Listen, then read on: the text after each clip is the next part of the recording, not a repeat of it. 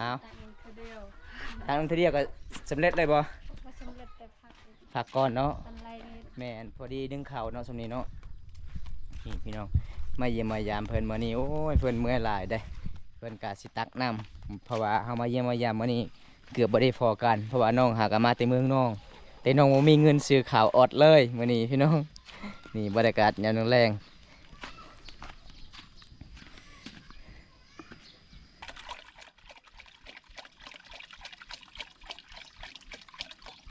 วิถีชีวิตสาวลาวเขตนี้หลายๆคนต้องแบบนี้เลยขยันพี่น้อง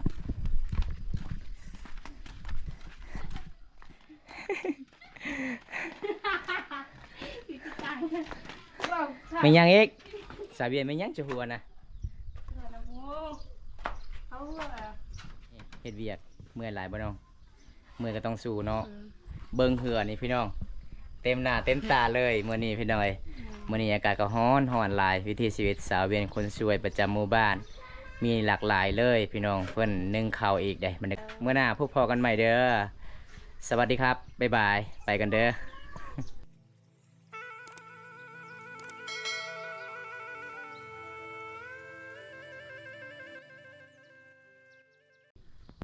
FC หรือว่าผู้ใหญ่ใจดีจากฝั่งไทยพี่น้อง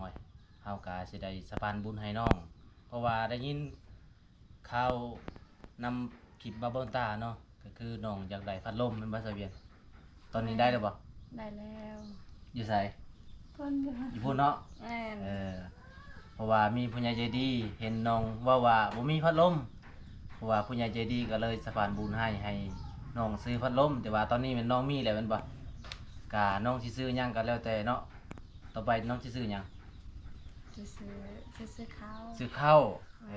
ตอนนี้ข้าวกินบ่มีบ่หมดแล้วบ่ ย่าง ใจดีมาสะพานบุญให้ขอบใจเพิ่นแน่ ขอบใจผู้ใหญ่ใจดี จากฝั่งไทย จากฝั่งไทย อวยพรให้เพิ่นแน่ ขอให้ร่ำขอให้รวยเด้อ 24บาวบุญตามาสะพานบุญให้เพราะว่าบาวบุญตากะค่าเวียกหลายก็เลยมาฝากนำบาวงเพราะว่าเฮาก็เป็นทีมงานเดียวเนาะบุญตาเนาะแม่นก็ให้บาวงก็เลยมาสะพานบุญให้น้อง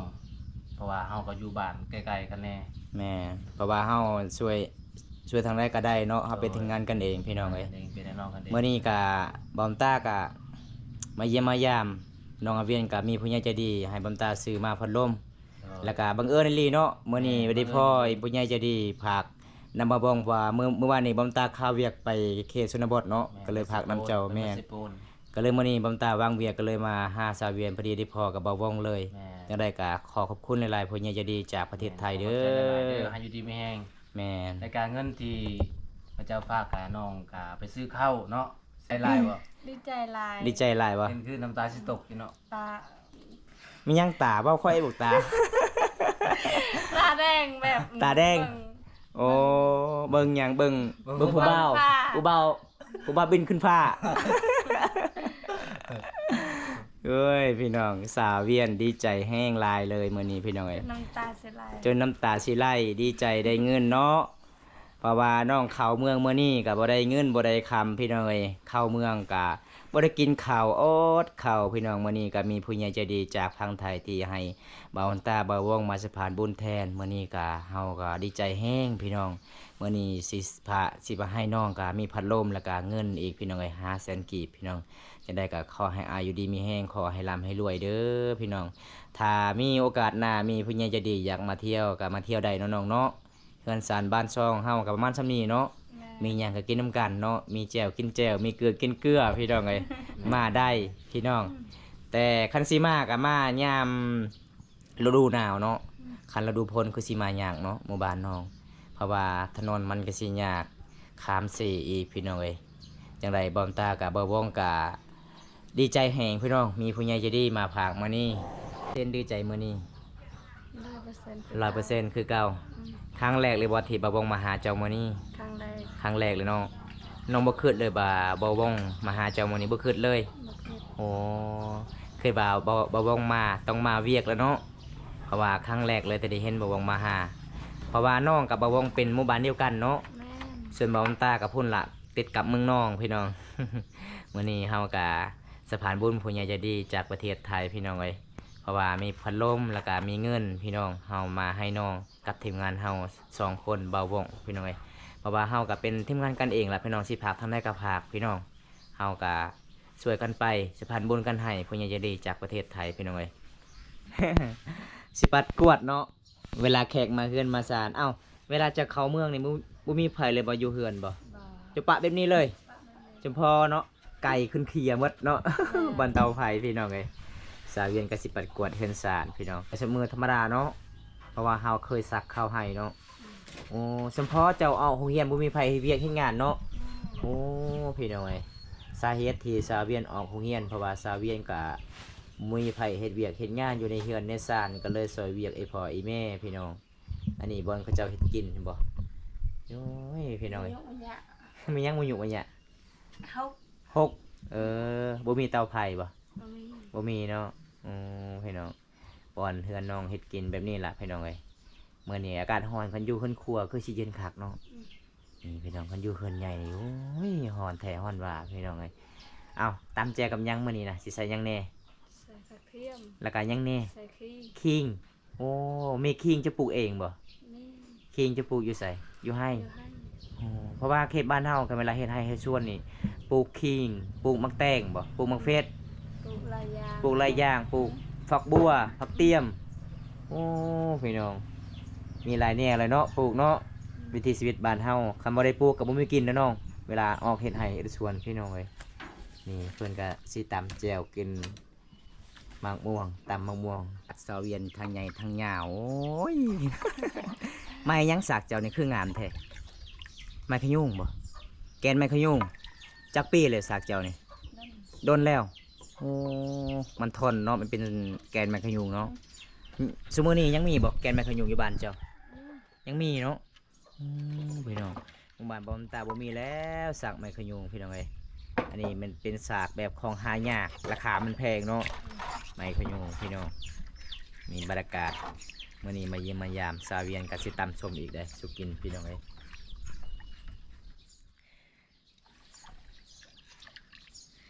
หมอนี่เวลาอยากตักน้ำแล้วก็ทอกจุดนี้โอ้บ่มีกระติกบ่มีแตีหมออย่างเดียวใส่หมอเนาะมาเขตหมู่บ้านเจ้ายังเห็นขุยังเห็นหมอใหญ่ๆมาเขตชุนเผาตรีเฮือนสาวหนึ่งโอ้ยบ่มีเลยขุตักก็บ่มีหมอสำนีก็บ่มีแต่กระตุก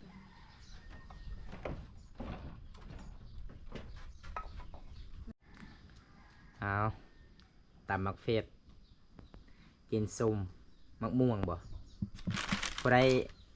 ไปเก็บมะม่วงนะบ่บ่งบ่โอ้พี่น้องวันนี้กินลองเบิ่งฝีมือสาวอาเวียนตำมะม่วงสุกินพี่น้องเอ้ยบรรยากาศยามตอนเที่ยงอากาศก็ร้อนหลายเด้มื้อนี้เด้ ลายกินสม แม่ ไปนอนเลย โอ้ร้อนหลายกินส้มล่ะสาวร้อนเลยนี่พี่น้อง ไม่แห้ง แม่นแท้บ่สูตรสาวเวียนว่าพี่น้องเอ้ยบ่แม่นกินแล้วแล่นเข้าป่าเลย เจ้าก็บ่มีห้องน้ำบ่บ่มีเนาะหมู่บ้านน้องยังบ่มีห้องน้ำเนาะเป็นหมู่บ้านที่มันนอกกับตัวเมืองบ่มีห้องน้ำพี่น้องเอ้ยอันยังอันนี้น้ำตาลบ่ เป็นนัว เป็นนัวโอ้ของแซ่บเนาะใส่ลายแซ่บลาย แซ่บลายใส่น้อยบ่แซ่บ ใส่หน่อยบ่แซ่บใส่หมดเลยเอ้า เอ้ยยักเลยเขาสิใส่ เออ ท้องหนึงเท่าใดจะซื้อมาเป็นนัวนี่ ชาวซาม 23,000อยู่บ้านบ่ อยู่เมือง อยู่เมือง ชาวห้า โอ้กินได้ประมาณจักเดือนจึงหมด ห้าเดือน เดือนหนึง เดือนปลาย โอ้มาเด้อพี่น้องเบอร์ผู้ใดจะกินฝีมือสาเบียนตำส้มพี่น้องก็คือแจวคิงเห็นบ่เอาเฟซปลูกอยู่ไห้พี่น้องแบบธรรมศาสตร์เลยคิงกับคิงปลูกอยู่ไห้พี่น้องเอ้ย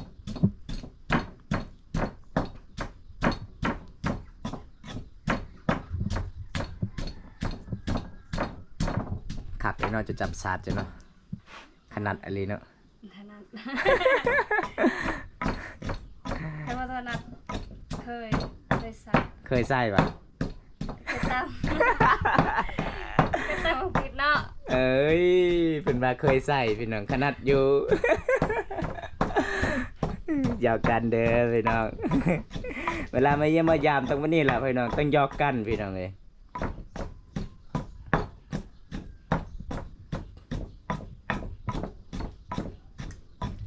ตามเบื้องนี้ก็ได้บ่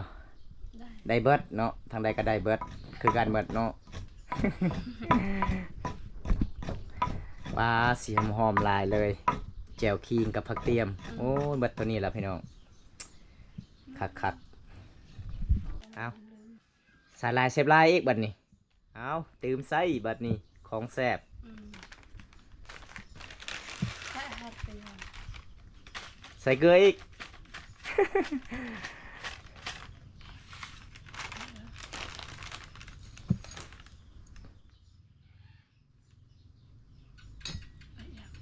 ก็เด้อฮะ นี่ละปลาแดกของเฮา คือน้ น้ำปลาแดกบ้านเฮาเนาะ ปลาแดกบ้านเฮาคือน้ำเปล่าพี่น้อยน้ำเปล่าธรรมดานี่หน้าตาจะเป็นแบบนี้เลยเอาคือใส่หน่อยเทน้ ำเขาเรียกอะไรสม ำพอดีป่ะสำนีกระแสบเนาะ ใช่ ถ้าใส่น้ำลายตรงแรงเข้าปลาบ่ทัน ก็เลยใส่หน่อยปลาแดกเฮาก็คือน้ำธรรมดาพี่น้องเอ้ย ไม่มีปลาแดง บ่มีปลาแดก มีแต่น้ำปลา เออ กับใส่น้ำปลา ปลาจับขักอะลีเนาะบันทึกมือบ่มะม่วงยังภาษาบรรเจาเอิญนี่ หยาบ เหยาะยัง หยาบเปรี้ยว เหยาะเปรี้ยวภาษาลาวเด้มะม่วงน้อยบ่แม่น จักนะ มะม่วงกระซอเนาะนี่พี่น้องมื้อนี้สาวเวียนก็ตำมะม่วงอีกเด้บรรยากาศยามตอนเที่ยงมาเยี่ยมมายามเพิ่นมื้อนี้เพิ่นก็สิตำมะม่วงสุกินพี่น้องเอ้ยมื้อนี้อากาศร้อนน้องๆเนาะ แม่ เคยสิลงลิ้นแกงลิ้นน้ำหมู่บ้านเจ้าบ่มีบ่นำบ่ บ่มี บ่มีเอ้าคันเวลาไปหากินนี่ไปหากินอยู่ไส มีแต่ไก่ใครสิไปเดินแกงนำ เวลาสิเจ้าไปหาปลาได้ไปหาซอนกุ้งซอนปลาได้อยู่ไส คุยชะร้อย โหสะร้อยโอ้ห้วยที่เฮาไปกับสาวหันสาวแมงมื้อนั้นบ่ อืม พี่น้องไอ้ว่าหายกินมะม่วงสังหน่วยกับหัวอีก เป็นตาเสียบลายมันนี่อา ส กา อ ศ งหน่วยก็ ได้ เต็ม ใจ เลยครบอ่ะ เนาะ เสียหน่วย ผู้ละสองหน่วยเฮาพอดี คนละสองหน่วยเนาะจะเอาจังหน่วย ไอ้น้องเจ้าสิเอาอ่ะ จะสกินจังหน่วย3หน่วยบ่ บ่มีดอก3หน่วยมันเต็มบ่ครบเลยเด้3หน่วยบ่พอเห็นบ่ได้แต่4หน่วย จะกินได้อันหนึงฮะ ถึงสิเป็กซาวเวียนแล้วบัดนี้พี่น้องไอ้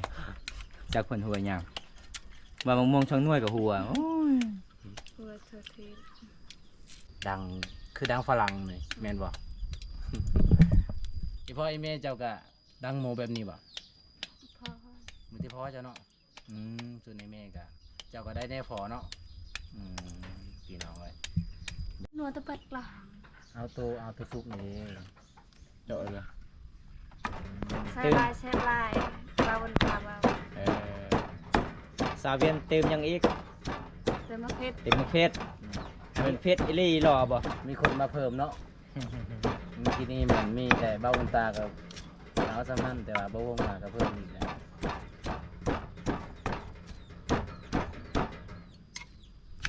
ใส่ยังไง ปลาแดกก็คือน้ำมันยัง น้ำเปล่า น้ำเปล่าซื่อๆพี่น้ เบ้า อง สุดโอ้ย ปลาแดกสาวเวียนคือน้ำเปล่าพี่น้องมา มาลุ้นกัน มาลุ้นกันพี่น้องแซ่บหรือนัว ยังไง แซ่บหรือบ่แซ่บ ใส่ไปกินและตำและ สาวเวียนคนงามตามยังก็แซ่บอยู่พี่น้องกินยังไงแซ่บแล้วเบิ่งสาวเวียน ชิม มา ชิมแล้วเอาชิมอีกไหม ซิมลองเบิ่ง แย่เลย เลีย เรียเลยบ่จะเคยเรียบ่นี่นะ เรียนลังเบิ่งอ่ะ แหม ขอยสิให้ได้รางวัล แซ่บ พอดีเลยเนาะ เผ็ด เผ็ดบ่ เผ็ดก็อ่อน มาเด้อมาเด้อกินส้มฝีมือสาวเวียนตำพี่น้อง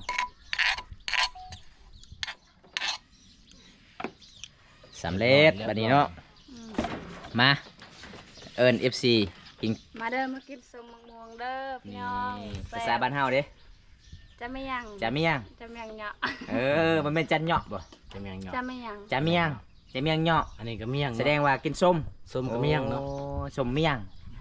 นี่มาเพิ่นว่าจะเมียงเหาะจะเมียงเหาะเด้อ FC เด้อนี่ครับจะเมียงเหาะจะเมียงเหาะก็คือส้มพี่น้องเอ้ยส้มมะม่วงกระซ้อมาจวดๆพี่น้องมานำกันเด้อครับ แซ่บ อืม น้าตำ มา กิน แซ่บก็ยากก็กินเลยต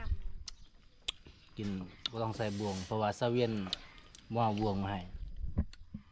ขนาดบ่ใส่ปลาแดกก็ยังแสบเนาะคันจะใส่ปลาแดกนี่เรียบร้อยเลยบ่าวไทยมานี่คือสีเมืองบ่ได้ในประเทศไทย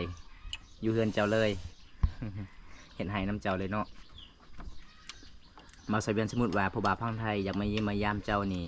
ผู้บ่าวอยากพังไทยสิพาเจ้าไปเบิ่งให้เจ้าสิพาไปบ่ไปได้เนาะเพราะว่าผู้บ่าวพังไทยบ่เคยเห็นแบบสวนวัดบ้านเฮาเฮ็ดให้เฮ็ดสวนเด้ โอ้กินแต่ส้มพี่น้องไปกินข้าวได้ สาวเวียดแล้วก็ดื่มแต่น้ำแล้วมื้อหนึง จักเทื่อจะกินข้าว ำ บ่ได้ กิน ยังบ่กินเลยพี่น้อยอดข้าวอดน้ำยันตุ้ยบ่ส้มพี่น้องเอ้ย ไม่ได้ส้มเผ็ดได้ใส่เติม เจ้าบอยล่ะ เจ้าบ่ได้ส้มบ่ส้มแห้งอะไรทางส้มทางเผ็ด อ้อแต่งามไหม อืม เติมสอง ช่วยเลย โอ้กินแถกินว่าพี่น้องเอ้ยสองผู้เมียนี่บ่ได้พี่น้อง กินอีหลีอีหลอได้ ไม่แซ่บบ อลตาละยันเจ็บท้องพี่น้องมีแต่แนมเบิ้งบ้าวองกับสาวอาเบียนกินส้มมันกินข้าวได้กินส้มพี่น้องโอ้ยกินคือน่าเจ็บท้องเลยพี่น้องเอ้ย จะไปแสดงแต่บ่ฮู้แต่ไปทางสปูน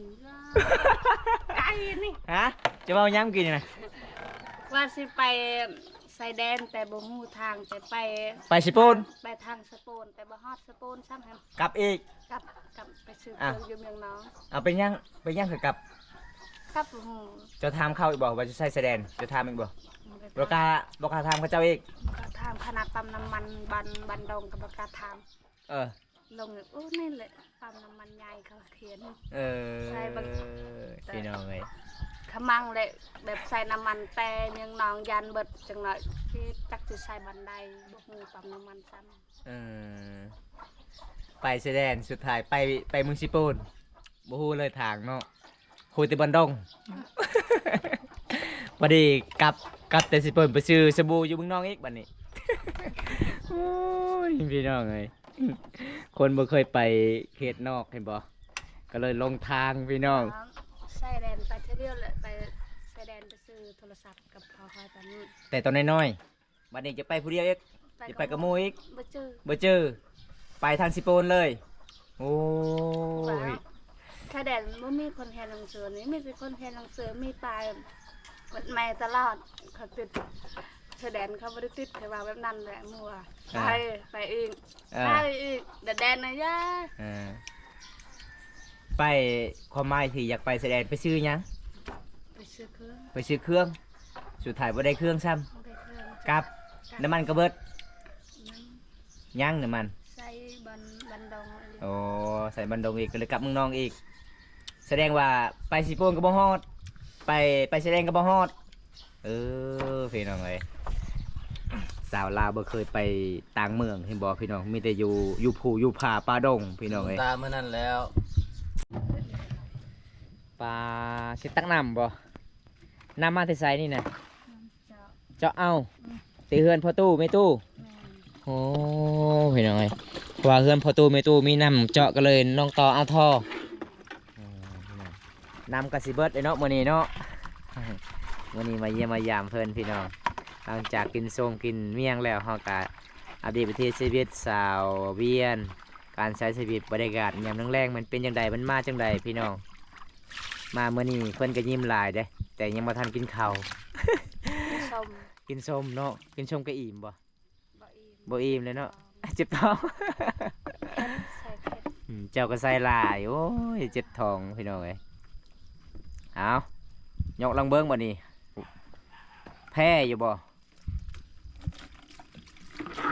นี่เห็นบ่โอ้ยข่อยเว้าแล้วว่าบ่แพ้ฮะนักบ่น้องสิแพ้บ่ บ่ยอมแพ้ บ่ยอมแพ้การเวลาไปตักนี่มีแต่ไปตักน้ำกินเนาะน้ำใส่ก็คือนำเฮาต่อจากเพิ่นพอตู้ไม่ตู้เนาะอ๋อพี่น้อย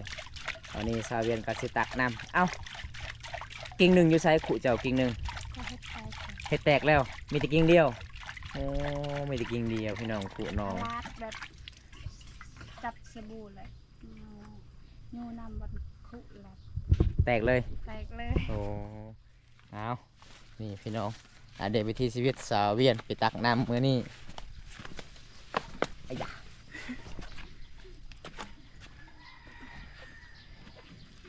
ปลาขันหาบนี่คือสิบ่นักเนาะขันหาบ เนาะ เนาะ ปลาคุน ขันมีอีกยังกิ่งหนึงนี่คือสิบ่นักเนาะแบบนี้มันนักแห้งหลายเลยพี่น้องเอ้ยนี่สาวเวียนกับสิตักน้ำมื้อนี้พี่น้อง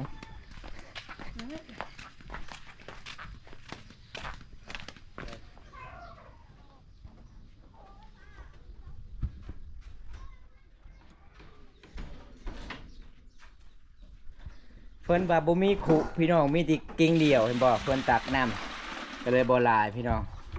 ลองตักอีกขุมันมีกิ่งเดียวพี่น้องก็เลยเมื่อยหลายตักน้ำมื้อนี้เอา แต่มันคือเดียวตักน้ำทีเดียวก็สำเร็จเลยบ่ ว่าสำเร็จแต่พัก ฝากก่อนเนาะ ปันไรนี่ แม่นพอดีดึงเข่าเนาะสำนี้เนาะนี่พี่น้องมาเยี่ยมมายามเพิ่นมื้อนี้โอ้ยเพิ่นเมื่อยหลายได้เพิ่นก็สิตักน้ำเพราะว่าเฮามาเยี่ยมมายามมื้อนี้เกือบบ่ได้พอกันเพราะว่าน้องหากนมาแต่เมืองน้องแต่น้องบ่มีเงินซื้อข้าวออดเลยมื้อนี้พี่น้องนี่บรรยากาศยามแรง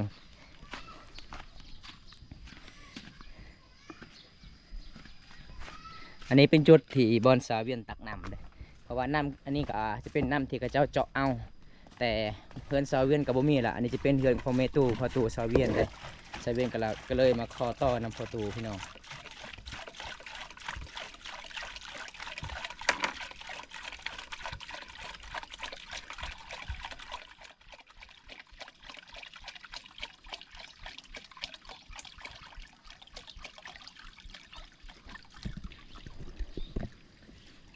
เอาเริ่มไหมบัดนี้หอบสุดท้ายแล้วเนาะบัดนี้เนาะ ทายไปเลย นี่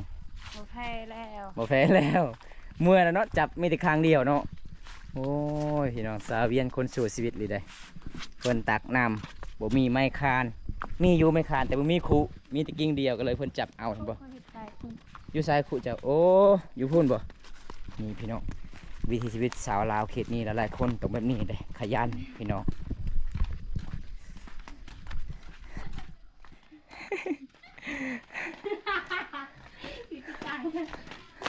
ไม่ยังอีก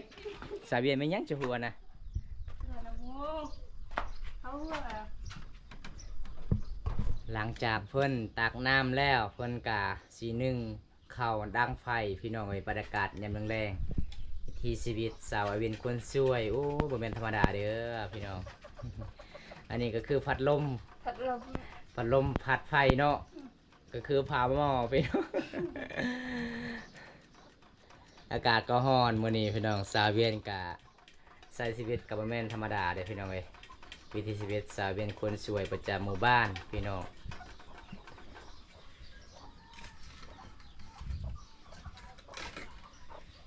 มันติดแล้วบ่เนาะ